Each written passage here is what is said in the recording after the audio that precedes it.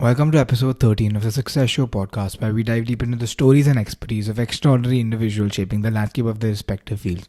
Today's conversation is with Mr. Ritik Bhasin, an entrepreneur and partner known in various known restaurants like Saz on the Beach, Penthouse Mumbai, 145, and many more. In this episode, we spoke about a diversity of topics ranging from how he got into the hospitality industry and how he, found the passion of wanting to become an entrepreneur, all the way to his relationship with Hardik Pandya and Surya Kumar Yadav. We also spoke about sports like Padel and pickleball and the future of it in a country like India, because I'm sure we all know, these sports are rapidly growing. And we also spoke about, the hospitality industry's future and downfalls and downsides to the industry too. Before you start watching, please don't forget to like and share this video, as well as subscribe to this channel and the Ruhan Matreja Shorts channel. Follow me on Instagram at ruhan.matreja and at the Success Show podcast. Once again, you're watching the Success Show podcast. Enjoy.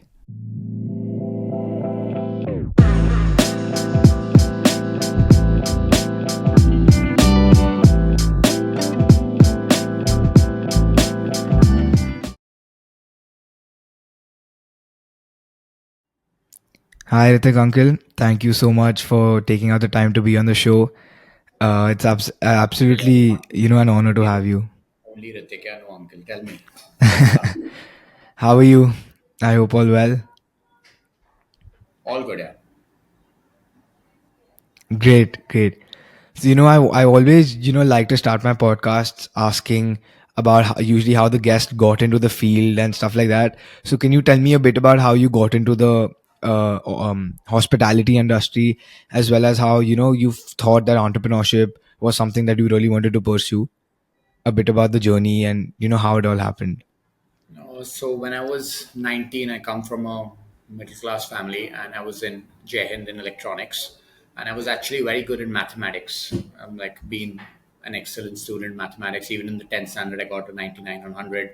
So Oh, just that's because I was good amazing. in mathematics, my family realized that I should be a science student, and I joined Jai in vocational, and I was in the electronic Okay. faculty. And just when I started that, I realized I'm not a device person. I was not into, I didn't care to know a computer was made out of what, a TV was made out of what. And then I realized that, listen, I'm a people's person.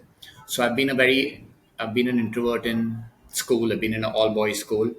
So just studying in a science college made me realize that I'm not cut to do this. And then just after that, I started doing events for Jahan College. I started Yeah. doing working for a nightclub. In those days, there was a number one nightclub called Fire and Ice. I was Yeah. actually like the doorkeeper.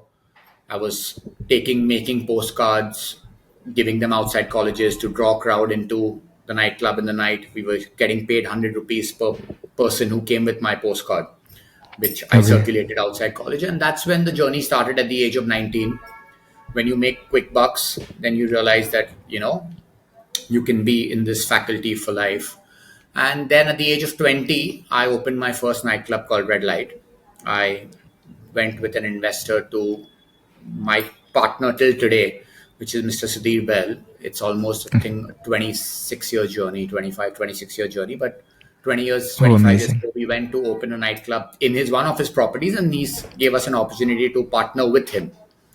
And that's how the journey started. So I became a nightclub promoter stroke partner of a nightclub called Red Light at the age of 20.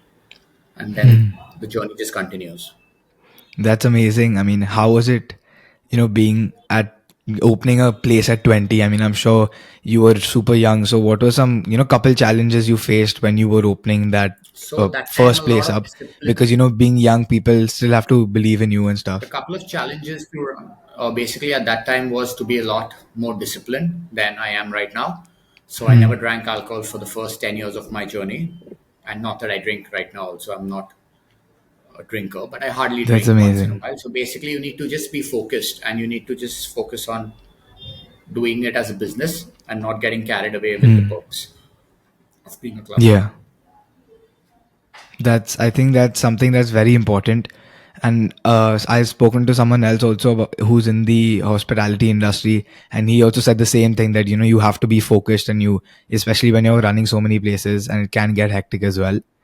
So, one really big part in the hospitality industry, or moment rather, was COVID. And the hospitality industry was one of the hardest hit because everyone was just locked down and locked up in their houses and stuff. So how was it? How was that phase like for you? And how were you able to move through that? And how did you survive that? Because I think that's like you told me, that's an amazing milestone, or like Yeah. a personal achievement for you to be able to survive that period. So can you tell me a bit about that as well? Yeah, that's what I think when you asked me on the over call, I like, what's your biggest milestone? And I told you, I said, there's nothing bigger than Yeah. just surviving COVID, being in hospitality and Yeah. sticking to hospitality post COVID because it's been the worst. So, what we Hmm. did is just to be relevant, even during COVID, we started a delivery chain called Jintan because you have to do Okay. something. You have to be in touch with your clients who give you business on an everyday basis.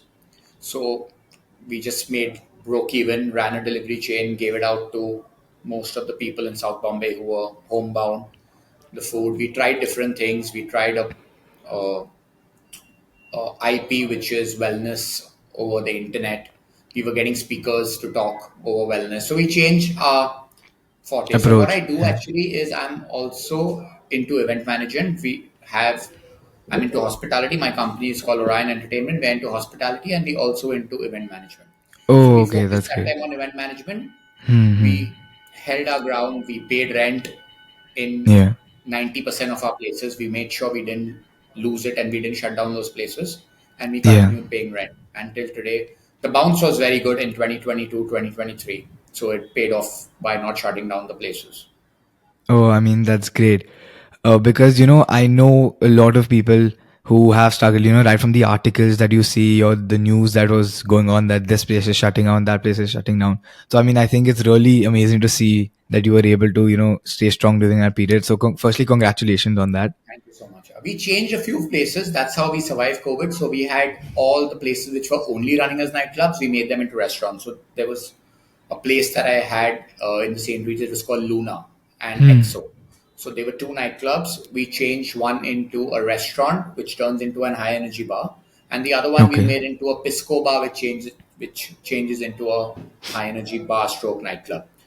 So basically, we realized that we have to sell food also to survive Yeah. because COVID was we didn't know when COVID was going to get over, and we had Yeah, to I be think well prepared for the future. that I think that makes a lot of sense, especially because I think in every industry you're supposed to be prepared for the future. Not only, but hospitality, like I said, was the hardest hit in COVID, so that was super important.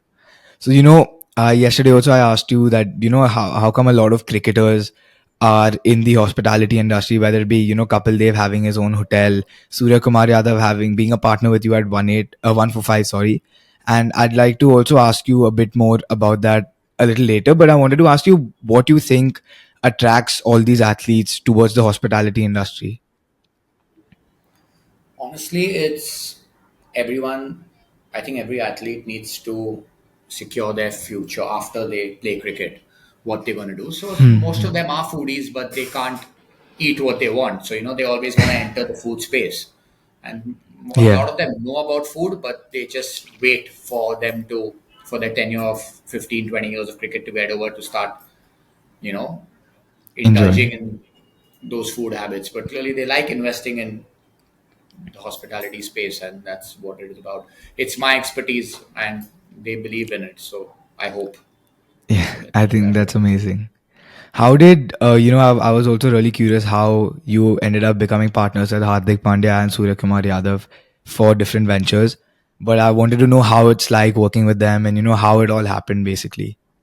I think the biggest contribution is non-interference, and Hmm. they let us run our business the way which is our expertise, and they've invested a little bit of their money on 20 years of experience, which me and my partners have.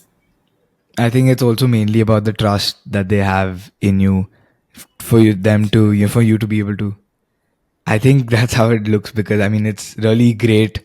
Also for the restaurants, it's amazing publicity as well. That the Hardik Pandya We is don't here. even use their names, to be honest. Like, Yeah, I think even I was really surprised when you said Surya Kumar Yadav is a partner at 145, because I've been a couple times and I've never heard of partner that. in one of the 145s in Gurgaon, yeah. Yeah, yeah.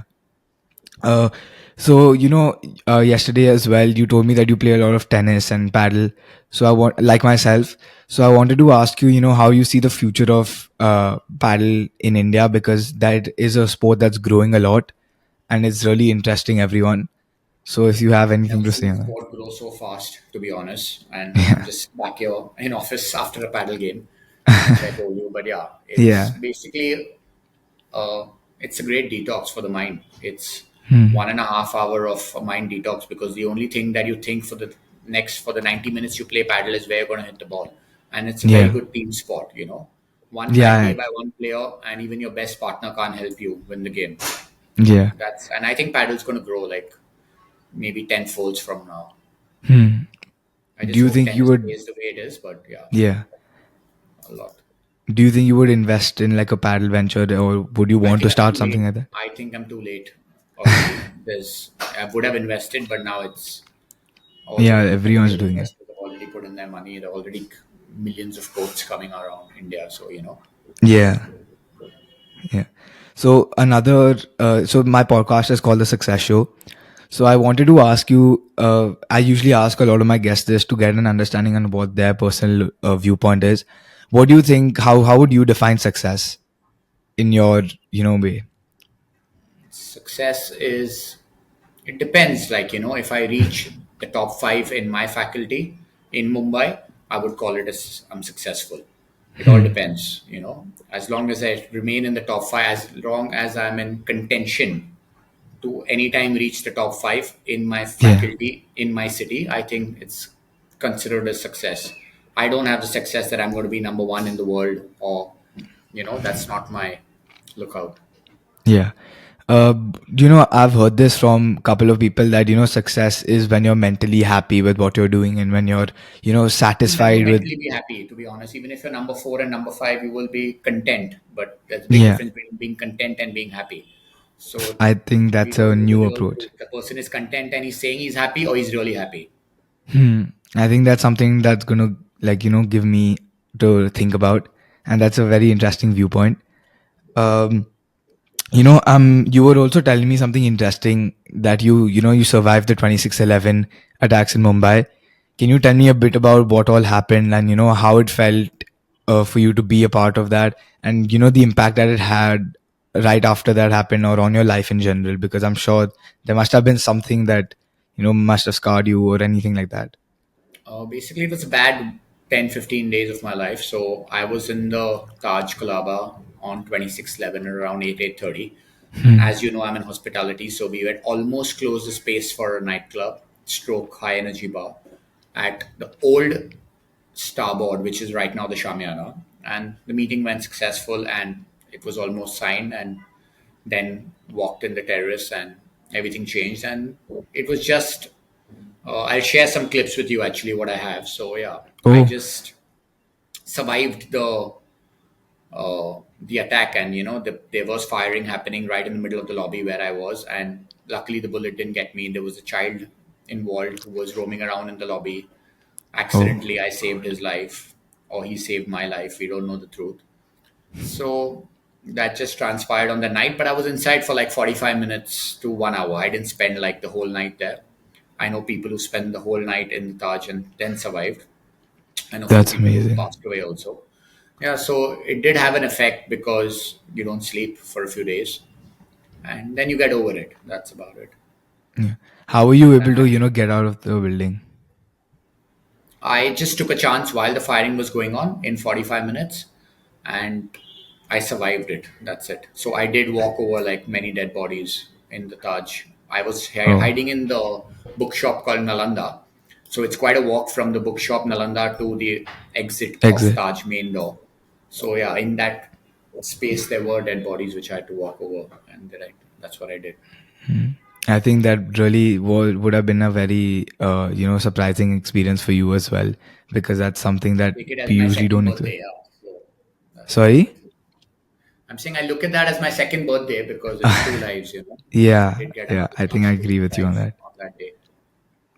So back to the hospitality aspect of your life, I wanted to ask you. Like every industry has a lot of downsides.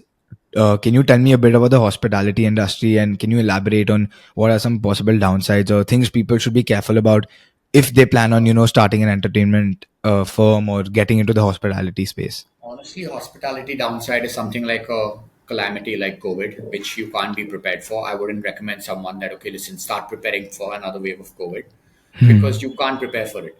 If it comes, I don't think there's a solution to that, you know, Yeah, especially when I run bars and I run everything with service, with hospitality. Like, I run a high end restaurant called Koishi, which yeah, is service to clients. We don't even do delivery. So we can't be prepared for a COVID wave and then say, okay, listen, we'll start delivery that time. We need to keep getting innovative every single day. You can't take your customers for granted yeah, and their likes and dislikes. They can change, and you need to be. It's very hands on. You can't just be take a back seat and say, listen, I won't work. I won't know what my customer wants. I won't go to work, and I'll just sit in the house because trust me, your restaurant's not going to work. I don't know any restaurant which works where the owner's not involved. yeah. Fair enough. You sorry. Yeah. So I was also going to ask you about Koishi. What made you, you said it's that we don't have delivery and, it's a complete hands-on place. So what made you decide? Because it wouldn't, don't you think it's a bit risky that what if this happens, or you felt like it was something you really wanted? See, it's a partnership with the St. Regis, and they take important calls. Also, there, it's a Marriott hospitality project.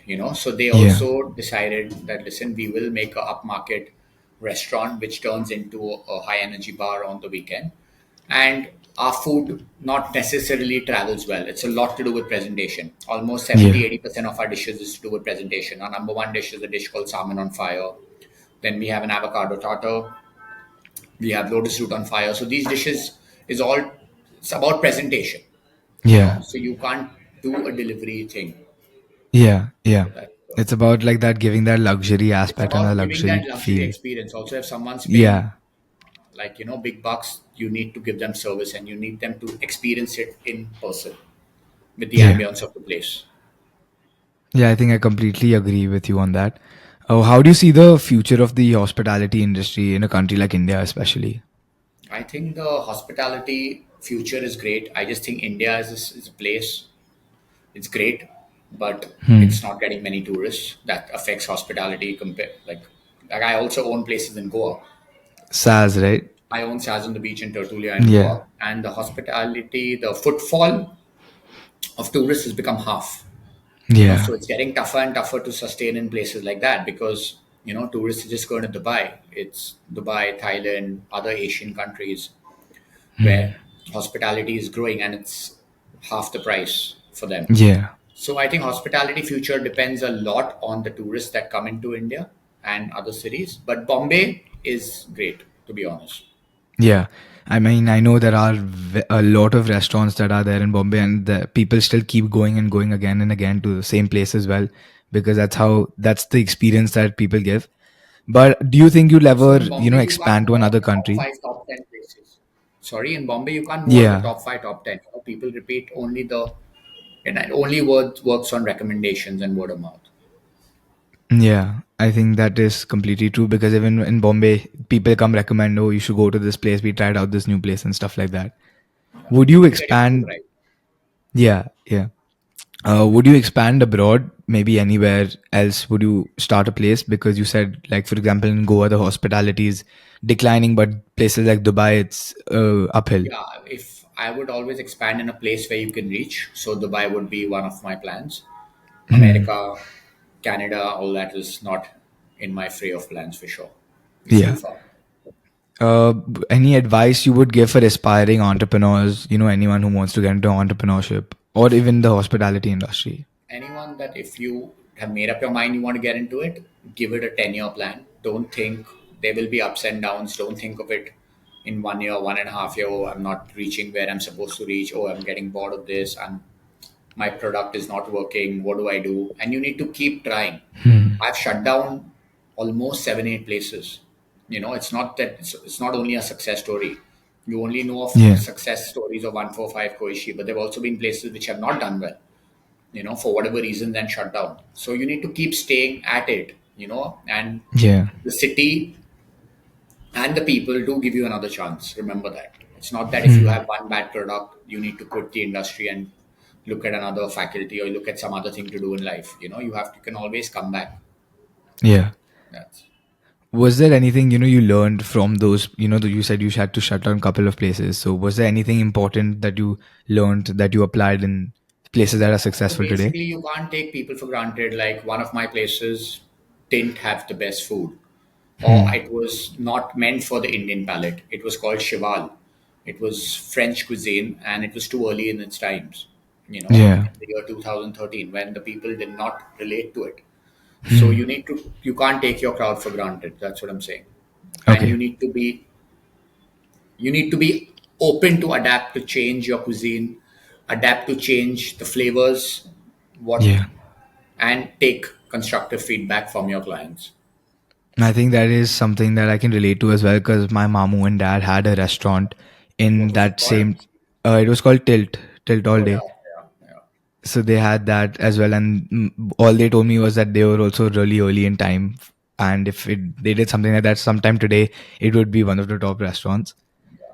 What's next for you? Any projects that you're working on or anything you're excited about? We're opening something with, so we do a lot of work with the JW Marriott group, Hmm. the Marriott Bonvoy. So they are opening a place called Mezzo in JW Juhu. So I'm partnering with Okay, them that's in close that. to my house. We just opened 145 Cyber Hub in Gurgaon last year. It's hardly been 6 months, so stabilizing that and That's just great. going with the flow. Yeah, That's great. one I, project, two projects a year is good enough if you ask me. Yeah, I think that's amazing. And especially the way you're able to, balance all of this. It's really amazing, with family, with playing sports, with work. So I think it's really commendable. Trying to, let's see. To end my episodes, I usually do like a quick rapid fire round with every guest. So I'll just tell you a set of questions and you can give me your answer. What's your favorite restaurant that you've worked with? I am a partner with 145, so it's my own brand which I work with because Hmm. I take most of the calls. So that's my favorite restaurant which I work with. Okay. Favorite dish? Uh, the black cod yakitori from Koishi in one of my own restaurants. If you could start a business tomorrow, what would it be? Apart from in the hospitality. I would love to be an owner of an IPL team, which is not a business, but yeah, Yeah, I think that is something really interesting. I mean, the intensity is also exciting. that's what I would love to do. Who's your favorite tennis player? Nadal, for sure. I'm a Roger fan, so. Please retire. I'm not a Roger fan for sure. Um, what's your favorite dessert? The chocolate fondant at Zuma. At what time of the day are you most productive? I know hospitality requires you practically 24/7, but I'm most productive at 2 p.m. for meetings and at 1 a.m. when I'm at my workspace. that's interesting. If you had to write a book tomorrow, what would you write about? How to be happy and not successful. I think that's great. If you won $10 million tomorrow, what would you spend it on? No, that's too little. $10 million, I would, I think, buy a house. Are you fond of cars or anything like that? Not exactly. One watch person, one watch, one car. I'm repeating the same car. I keep buying the same car again and again. It's not, I don't care. It's for transportation. One other occupation other than an entrepreneur that you would want to be. I would love to be a sportsman, but occupation, if you count that as, but I don't think I have it in me. I've played a Likewise. lot of sports growing up, but Yeah. just never excelled in any of them. Lastly, any book that you would recommend for our listeners to read? I'm actually not a reader of books, yeah. So Neither am I. I mean, I'm trying to. I don't want to recommend something that won't be so. I mean, I've been always told that reading is really important, and I've always tried and made an attempt to start reading, but I never end up reading. I've actually read One and Co with the monk who sold the Ferrari. That's it. That's nothing else Okay. I've read. Oh, so this is the end of this episode. Thank you so much for taking out your time to come on the show. Thank you so much. I look forward to staying in touch and seeing you soon.